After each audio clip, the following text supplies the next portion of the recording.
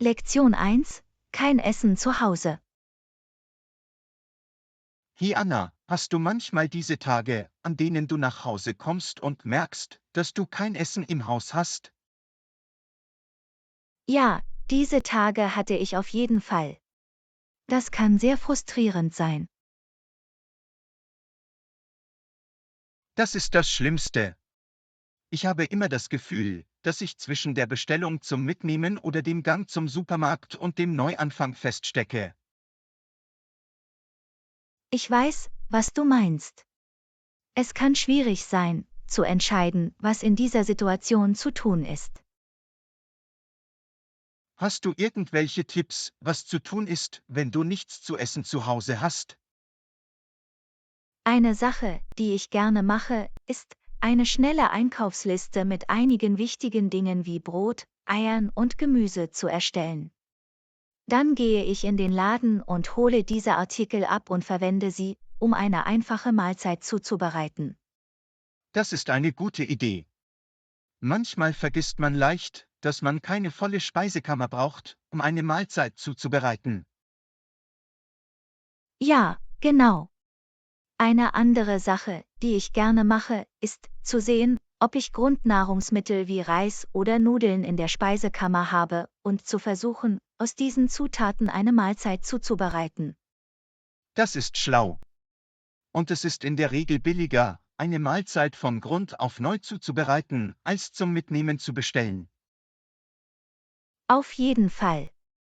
Und wenn Sie keine Lust zum Kochen haben, können Sie jederzeit bestellen, aber versuchen Sie, eine gesunde Option zu wählen. Das ist ein guter Punkt.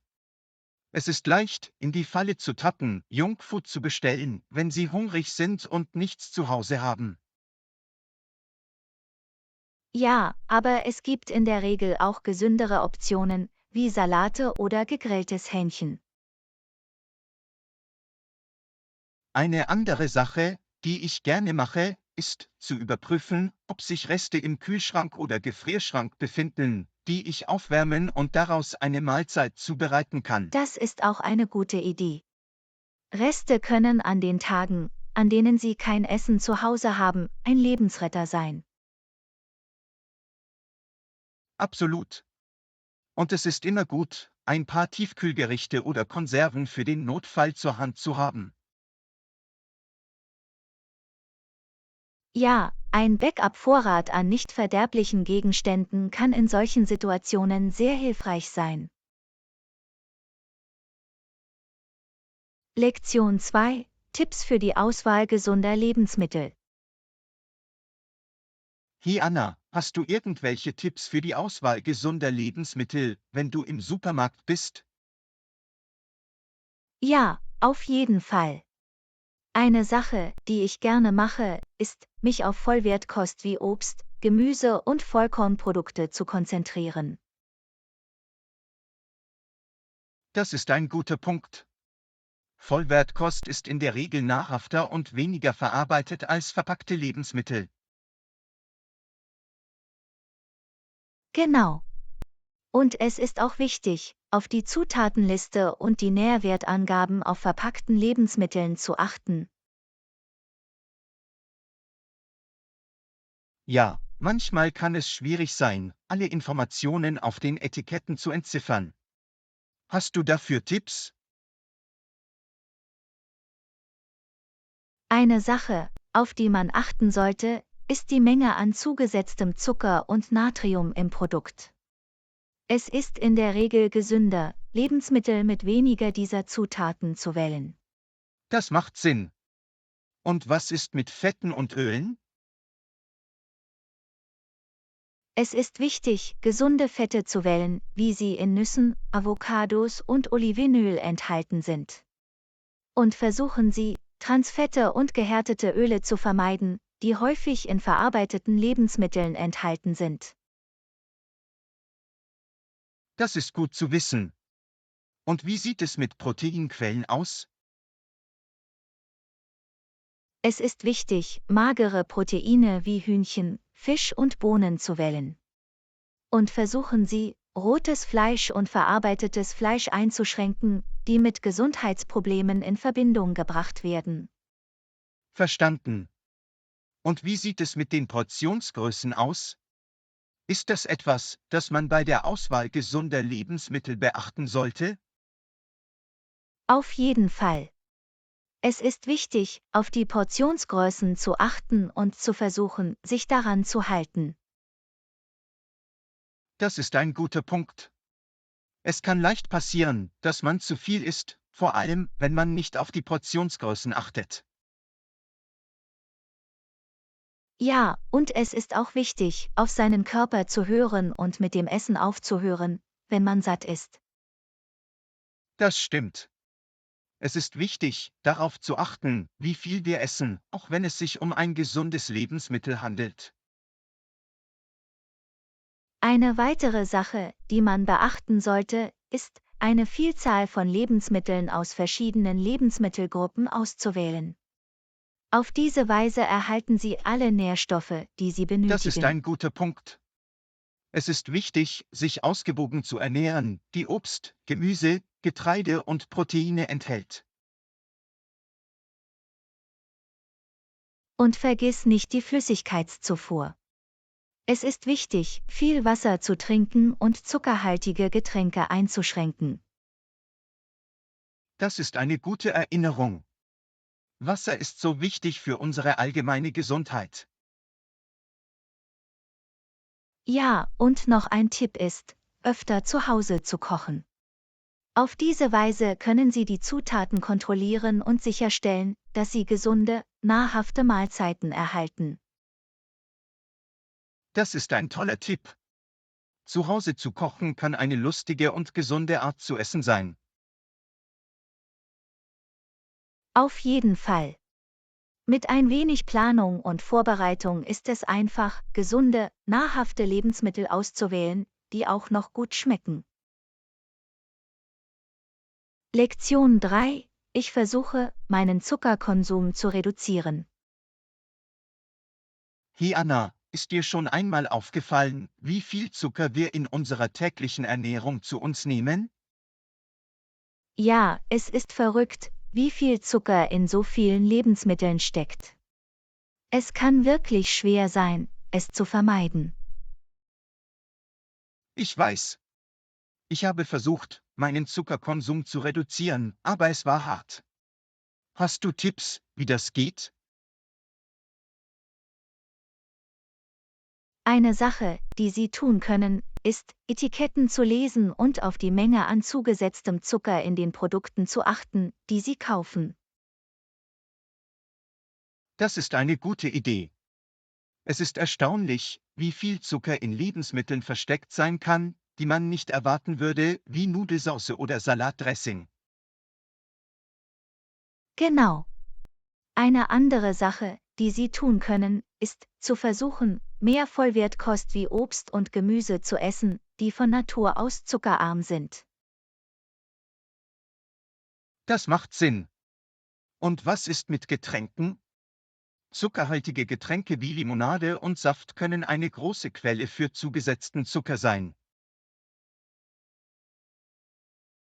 Ja, es ist eine gute Idee, zu versuchen, diese Getränke einzuschränken und sich stattdessen für Wasser oder ungesüßte Getränke zu entscheiden. Ich habe auch gehört, dass es wichtig ist, Eiweiß und gesunde Fette zu den Mahlzeiten zu sich zu nehmen, da sie dazu beitragen können, dass sie sich satt fühlen und Heißhungerattacken auf zuckerhaltige Lebensmittel verhindern. Das stimmt. Und es ist auch wichtig, auf die Portionsgrößen zu achten und nicht zu viel zu essen, da dies auch zu Heißhungerattacken auf zuckerhaltige Lebensmittel führen kann. Gibt es noch andere Tipps, wie man den Zuckerkonsum reduzieren kann? Eine andere Sache, die Sie tun können, ist, gesunde Ersatzstoffe für zuckerhaltige Lebensmittel zu finden. Anstelle von Zucker kannst du zum Beispiel natürliche Süßungsmittel wie Honig oder Ahornsirup verwenden. Das ist eine gute Idee. Und was ist mit Snacks? Es kann schwierig sein, gesunde Snacks zu finden, die nicht mit Zucker beladen sind. Ja, es kann hart sein. Sie können jedoch versuchen, Obst, Nüsse oder Gemüse mit Hummus oder Guacamole anstelle von zuckerhaltigen Snacks zu naschen. Das sind großartige Vorschläge. Und was ist, wenn Sie auswärts essen? Es kann schwierig sein, gesunde Optionen zu finden, die nicht mit Zucker beladen sind. Das stimmt. Aber Sie können versuchen, nach Menüpunkten zu suchen, die gegrillt oder geröstet statt gebraten sind, und nach Dressings oder Saucen als Beilage fragen, damit Sie kontrollieren können, wie viel Zucker Sie konsumieren. Das sind tolle Tipps, Anna. Ich denke, ich werde anfangen, sie in meinem täglichen Leben umzusetzen. Es ist wichtig, darauf zu achten, wie viel Zucker wir konsumieren und Maßnahmen zu ergreifen, um den Zuckerkonsum zu reduzieren, wo immer wir können. Auf jeden Fall. Zucker kann süchtig machen und negative Auswirkungen auf unsere Gesundheit haben, daher ist es wichtig, auf unsere Aufnahme zu achten und gesunde Entscheidungen zu treffen. Lektion 4: Bierparty. Hi Anna, hast du schon mal eine Bierparty geschmissen? Nein, habe ich nicht. Aber es hört sich nach einer Menge Spaß an. Hast du? Ja, ich habe in der Vergangenheit ein paar Bierpartys geschmissen. Sie sind immer ein Hit bei meinen Freunden. Das ist großartig. Welche Art von Bieren servieren Sie normalerweise? Ich mag es, eine Vielzahl von Bieren zur Hand zu haben, daher bekomme ich normalerweise eine Mischung aus IPS, Stouts und Lagerbieren. Und ich achte immer darauf, auch ein paar lokale und Kraftbiere zu haben. Das hört sich nach einer tollen Auswahl an. Wie sieht es mit Snacks und Essen aus? Normalerweise habe ich Chips und Dip, Brezeln und Nüsse für die Leute zum Naschen. Und manchmal grille ich auch ein paar Burger oder Hotdogs. Lecker, das hört sich lecker an. Und wie sieht es mit Dekoration und Musik aus? Ich baue gerne eine Bierpongplatte auf und dekoriere sie mit einigen Dekorationen zum Thema Bier, wie Untersetzern und Schildern. Und normalerweise läuft auch Musik im Hintergrund. Das klingt nach einer tollen Atmosphäre. Hast du Tipps für eine gelungene Bierparty? Ein Tipp ist, dafür zu sorgen, dass Sie genügend Eis zur Hand haben, um die Biere kalt zu halten. Und es ist auch wichtig, genügend Becher und Flaschenöffner zur Verfügung zu haben. Das ist ein guter Punkt. Und wie sieht es mit der Sicherheit aus? Hast du Tipps, wie du sicherstellen kannst, dass jeder verantwortungsbewusst trinkt? Ja, es ist wichtig, dafür zu sorgen, dass jeder einen sicheren Weg nach Hause hat, sei es durch ausgewiesene Fahrer oder Mitfahrdienste. Und ich achte auch immer darauf, viel Wasser zur Verfügung zu haben, damit die Menschen hydratisiert und nüchtern bleiben.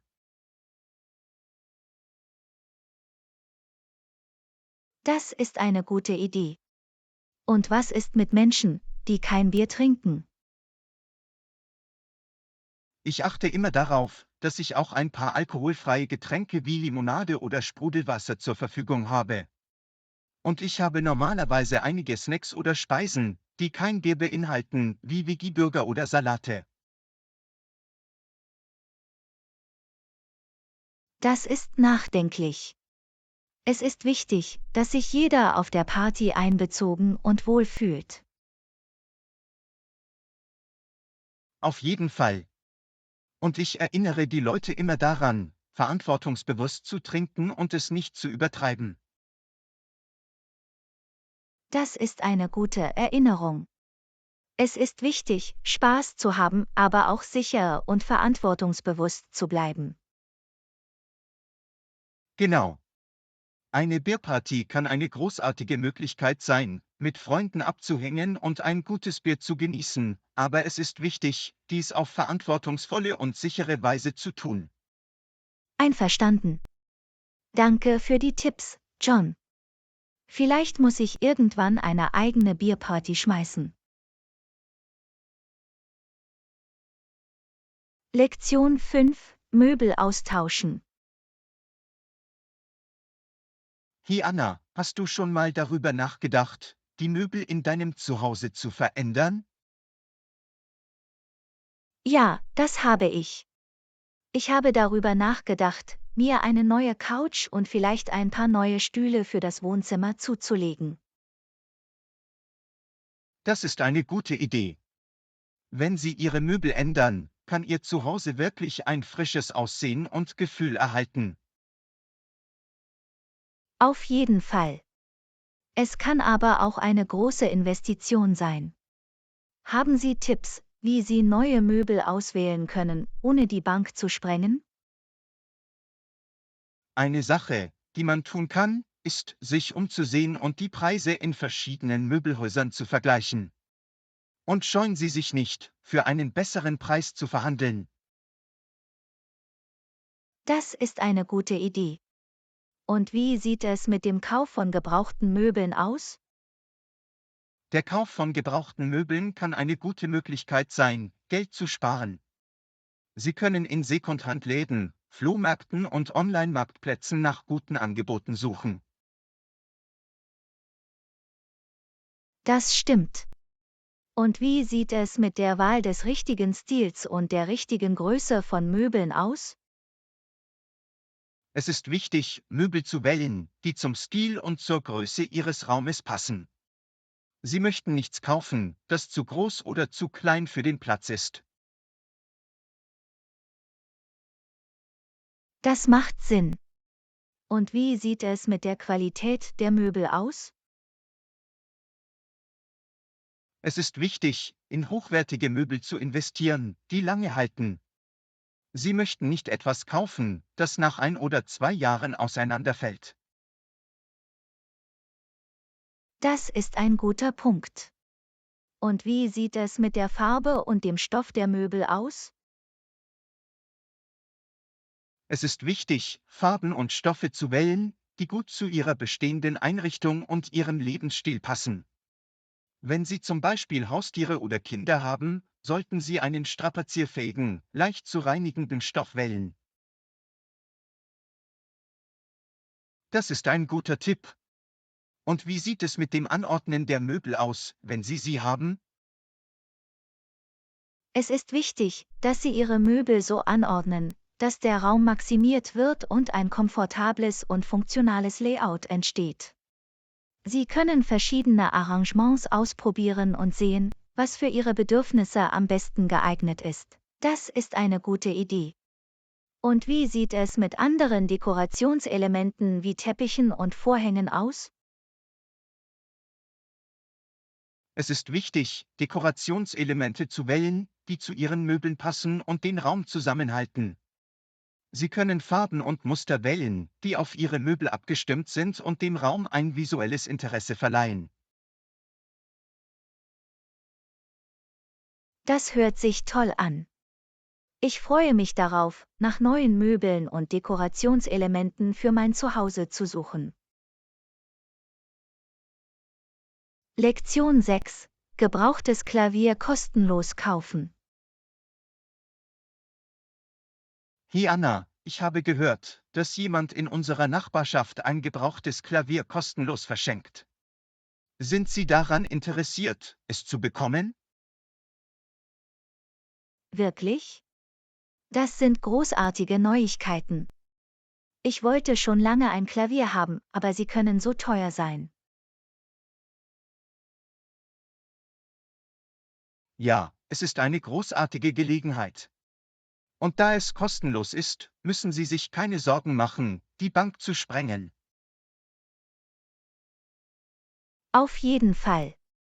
Aber ich bin ein wenig nervös, wenn es darum geht, ein gebrauchtes Klavier zu kaufen. Was ist, wenn es nicht in gutem Zustand ist? Das ist ein guter Punkt. Aber Sie können jederzeit einen Klaviertechniker kommen lassen und es inspizieren lassen, bevor Sie es mit nach Hause nehmen. Sie können Ihnen eine Vorstellung davon geben, ob es in gutem Zustand ist oder ob es repariert werden muss. Das ist eine gute Idee. Und wie sieht es mit dem Umzug aus? Klaviere sind schwer und können schwer zu bewegen sein. Ja, das ist etwas, das man in Betracht ziehen sollte. Aber es gibt professionelle Klavierumzugsmaschinen, die Ihnen helfen können, es sicher und ohne Beschädigung zu bewegen. Das ist gut zu wissen. Und wie sieht es mit dem Tuning aus? Muss man ein Klavier stimmen, nachdem man es bewegt hat? Ja, es ist eine gute Idee, einen Klavierstimmer kommen zu lassen, um es zu stimmen, nachdem Sie es bewegt haben. Auf diese Weise klingt es am besten und ist in einem guten Spielzustand. Das macht Sinn. Ich bin begeistert von der Möglichkeit, ein Klavier zu bekommen. Ich habe gespielt, als ich jünger war, und ich vermisse es so sehr. Das ist toll zu hören. Und ein Klavier zu Hause zu haben, kann eine großartige Möglichkeit sein, sich nach einem langen Tag zu entspannen und zu erholen. Auf jeden Fall. Und es ist eine gute Möglichkeit, mit meinen Fähigkeiten Schritt zu halten und neue Songs zu lernen. Ja, und wer weiß, vielleicht fängst du sogar an, Klavierunterricht zu geben oder bei lokalen Gigs zu spielen. Das wäre toll. Ich werde mich mit der Person in Verbindung setzen, die das Klavier verschenkt, und sehen, ob es noch verfügbar ist. Gute Idee.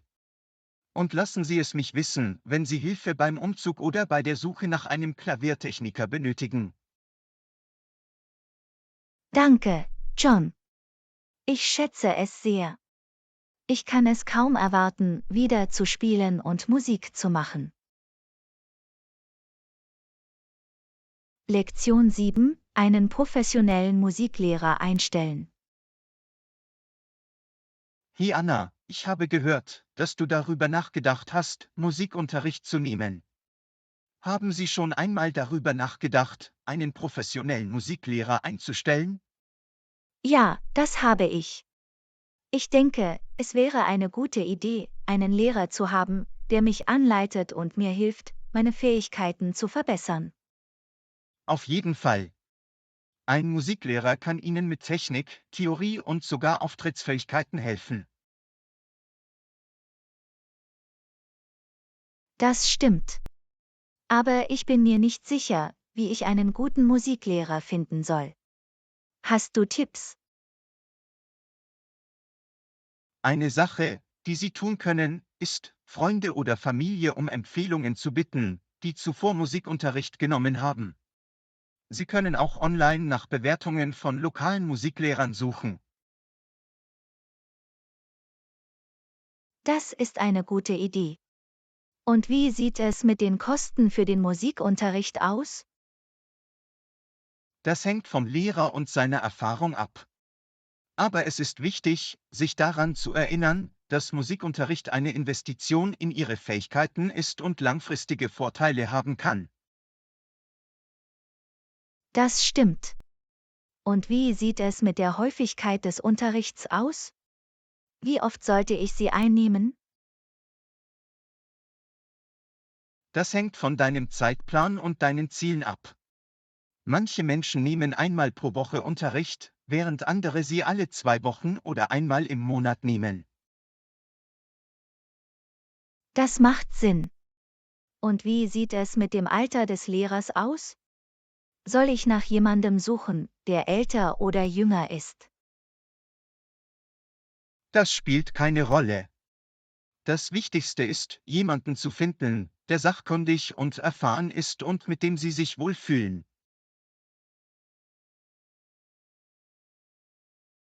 Das ist ein guter Punkt.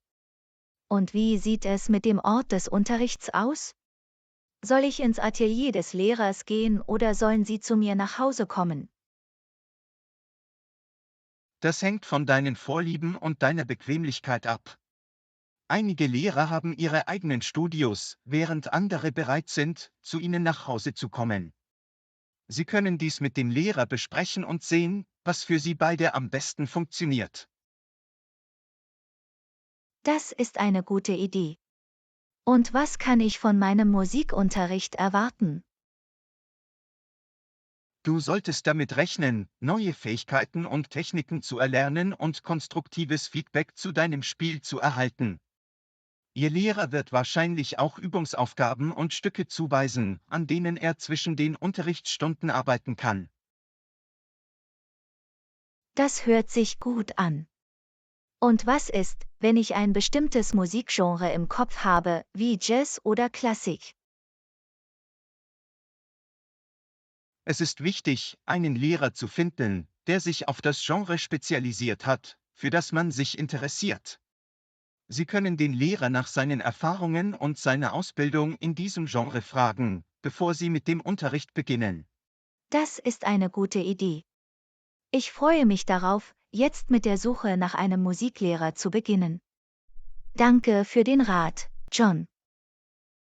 Lektion 8. Ich liebe Skifahren. Hi Anna, ich habe gehört, dass du letztes Wochenende Ski gefahren bist. Wie war es? Es war toll. Ich liebe das Skifahren, aber ich habe immer noch das Gefühl, dass meine Fähigkeiten verbessert werden könnten. Das ist verständlich. Skifahren kann ein anspruchsvoller Sport sein, und es braucht Zeit, um ihre Fähigkeiten zu entwickeln. Ja, das stimmt. Aber ich will wirklich besser darin werden.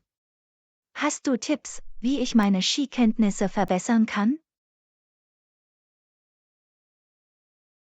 Eine Sache, die du tun kannst, ist, eine Stunde bei einem Skilehrer zu nehmen.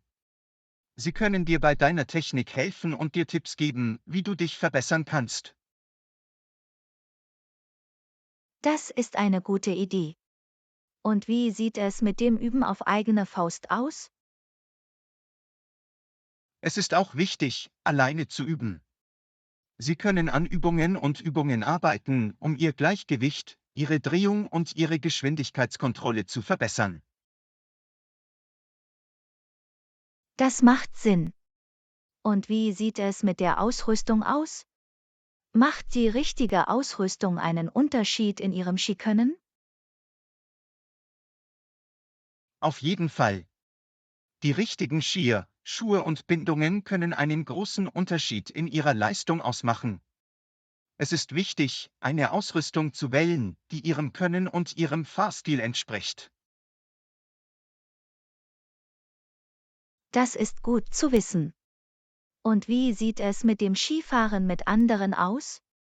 Kann das Skifahren mit erfahreneren Skifahrern helfen, ihre Fähigkeiten zu verbessern? Das Skifahren mit erfahreneren Skifahrern kann eine großartige Möglichkeit sein, neue Fähigkeiten und Techniken zu erlernen. Sie können Ihre Form beobachten und Sie um Tipps bitten, wie Sie sich verbessern können. Das ist ein guter Punkt. Und wie sieht es mit dem Skifahren in verschiedenen Geländearten aus? Das Skifahren in verschiedenen Geländearten, wie steilen Hängen oder Buckelpisten, kann auch dazu beitragen, Ihre Fähigkeiten zu verbessern. Es fordert Sie heraus, verschiedene Techniken anzuwenden und sich an unterschiedliche Bedingungen anzupassen. Das klingt nach einer guten Idee. Und wie sieht es aus, wenn Sie auch abseits der Piste in Form bleiben? Macht das einen Unterschied in Ihrem Skikönnen? Auf jeden Fall. Eine gute körperliche Verfassung kann dazu beitragen, Ihre Ausdauer, Kraft und Beweglichkeit zu verbessern, die alle für das Skifahren wichtig sind. Das ist gut zu wissen. Und wie sieht es mit der mentalen Vorbereitung aus? Spielt das eine Rolle beim Skifahren? Wichtig ist auch die mentale Vorbereitung. Sie müssen beim Skifahren sicher und konzentriert sein und in der Lage sein, Ihre Bewegungen im Voraus zu visualisieren und zu planen. Das ist ein guter Punkt. Skifahren scheint ein Sport zu sein, der sowohl körperliche als auch mentale Vorbereitung erfordert. Absolut. Und vor allem ist es wichtig, Spaß zu haben und das Erlebnis zu genießen. Skifahren ist eine großartige Möglichkeit, aktiv zu bleiben und die Natur zu genießen, und mit etwas Übung werden sich Ihre Fähigkeiten weiter verbessern. Lektion 9. Ich dachte darüber nach, mir ein Haustier anzuschaffen. Hey Anna, ich habe darüber nachgedacht, mir ein Haustier zuzulegen. Haben Sie schon einmal Das darüber habe ich nachgedacht, sich tatsächlich. ein Kaninchen Ich finde anzuschaffen? Kaninchen liebenswert und sie sind großartige Haustiere. Das ist großartig. Ich habe gehört, dass Kaninchen sehr sozial und anhänglich sein können. Ja, das sind sie. Sie erfordern aber auch viel Pflege und Aufmerksamkeit. Sind Sie darauf vorbereitet? Ich denke schon. Ich habe einige Nachforschungen angestellt, wie man sich um Kaninchen kümmert, und ich bin bereit, Zeit und Mühe zu investieren, um sicherzustellen, dass sie glücklich Das und ist gut gesund zu sind. hören. Was für ein Kaninchen willst du?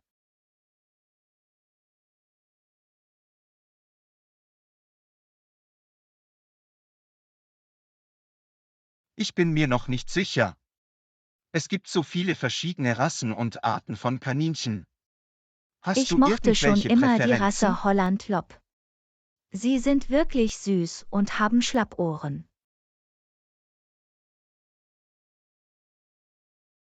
Ja, sie sind entzückend. Und wie sieht es mit den Lebensbedingungen für die Kaninchen aus?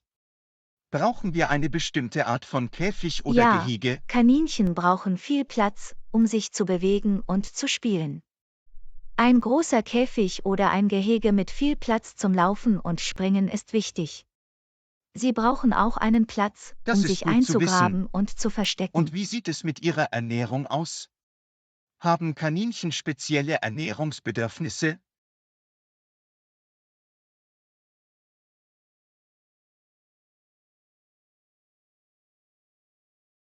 Ja, Kaninchen brauchen eine ausgewogene Ernährung mit Heu, frischem Gemüse und einer kleinen Menge Pellets. Ich verstehe. Und wie sieht es mit ihrem Bewegungsbedarf aus? Müssen wir mit ihnen wie Hunde spazieren gehen?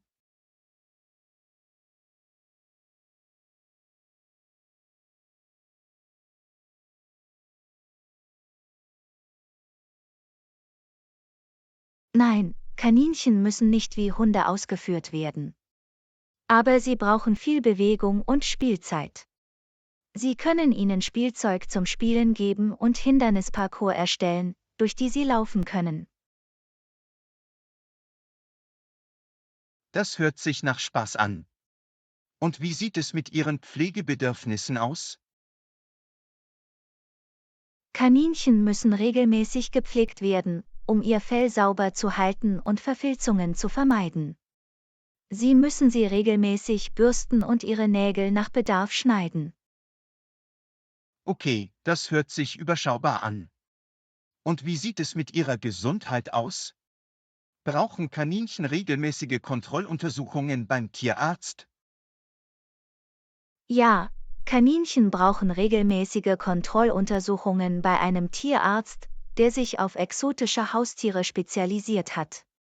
Sie sind anfällig für bestimmte Gesundheitsprobleme wie Zahnprobleme und Magen-Darm-Probleme, daher ist es wichtig, mit ihrer Gesundheitsversorgung Schritt zu halten. Ich verstehe. Es hört sich so an, als ob die Pflege von Kaninchen viel Mühe und Verantwortung erfordert. Ja, das tut es. Aber sie sind auch sehr lohnende Haustiere und können viel Freude und Gesellschaft in unser Leben bringen. Dem stimme ich zu. Lassen Sie uns weiter recherchieren und sicherstellen, dass wir vollständig auf die Verantwortung vorbereitet sind, die der Besitz von Kaninchen mit sich bringt, bevor wir eine Entscheidung treffen. Klingt nach einem Plan. Ich bin begeistert von der Möglichkeit, Kaninchen als Haustiere zu haben. Lektion 10. Gestern Abend vergessen, mir die Zähne zu putzen. Hey Anna, hast du gestern Abend daran gedacht, dir die Zähne zu putzen? Oh nein, das habe ich total vergessen. Ich war so müde und ging direkt ins Bett. Das passiert den Besten von uns. Es ist jedoch wichtig, sich zweimal täglich die Zähne zu putzen, um eine gute Mundhygiene zu gewährleisten. Ich weiß, ich fühle mich wirklich schlecht deswegen. Kann ich irgendetwas tun, um das auszugleichen? Nun, Sie können sicherstellen, dass Sie Ihre Zähne heute Abend besonders gut putzen und Mundwasser verwenden, um Bakterien abzutöten, die sich möglicherweise angesammelt haben. Das ist eine gute Idee. Und was ist mit Zahnseide?